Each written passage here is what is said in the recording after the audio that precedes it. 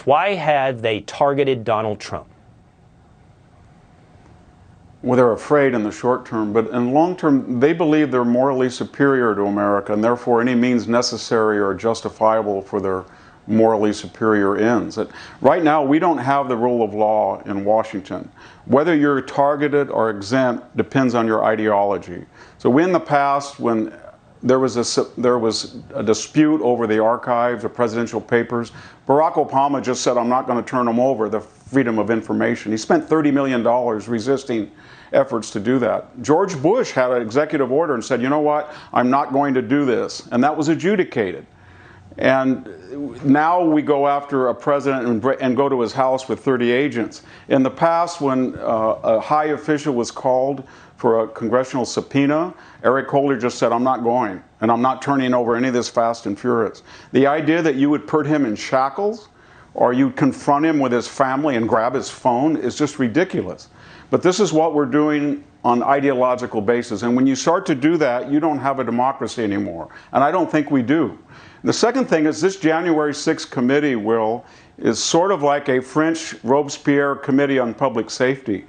To be on that committee, you have to have one criteria, and you had to vote to impeach Donald Trump. If you're a Republican, there was one other qualification. You had to be politically inert with no future. And it was deductive. It started with the premise that we're going to destroy Donald Trump, and then we're going to bring in witnesses, and we're going to allow narratives to that end. There's going to be no cross-examination. There's going to be no disinterested counsel. We know that when Dick Cheney himself made a commercial and he bragged about his daughter that she was the one power that could stop Donald Trump. But that's not what her job is on that committee. It's to be disinterested. It's to be inductive. It's to find out what happened on January 6th, not start with a boast that you're going to destroy Donald Trump and make the witnesses and the testimony fit that. And finally, I never thought I would say this. The FBI is beyond redemption. It's all of its bureaus and its institutions have to be farmed out and broken up. If you have a warrant, an FBI warrant, there's no guarantee that that has not been altered. If you subpoena and you want FBI records on phones with a Mueller, they will be wiped clean. If you want disinterested legal counsel, look at Lisa Page and Peter Strzok.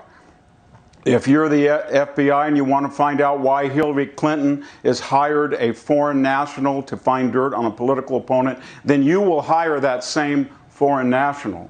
And you look at the last 4 directors. We just saw Christopher Wray, and he just stonewalled every question, and then he flew on an FBI plane, our plane, a luxury jet, because he had to go to his own vacation spot. He took over, remember, from Andrew McCabe. What did he do? He lied 4 times to federal investigators, and his wife was running for an office with Clinton-related PAC money while he was investigating Hillary Clinton's email scandal. He took over from James Comey, who leaked confidential memos written on FBI devices to the media, and then when he was called before Congress on 245 occasions, he said he didn't know or didn't remember. Anybody listening to this tries that with the IRS and they're going to go to jail.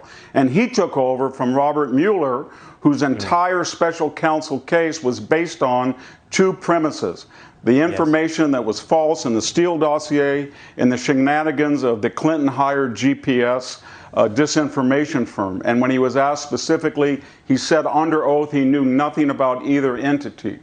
And so this is very ironic because all of this is destroying this country.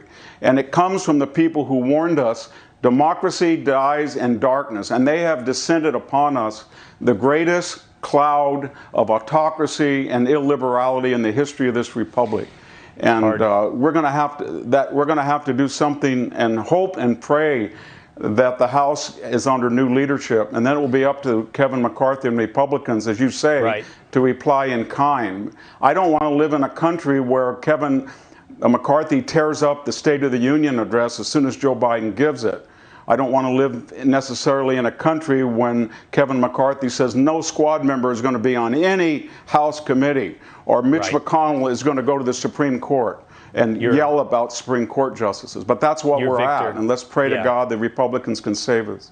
You're, of course, referring to the actions by Nancy Pelosi and the Democrats over the past several years.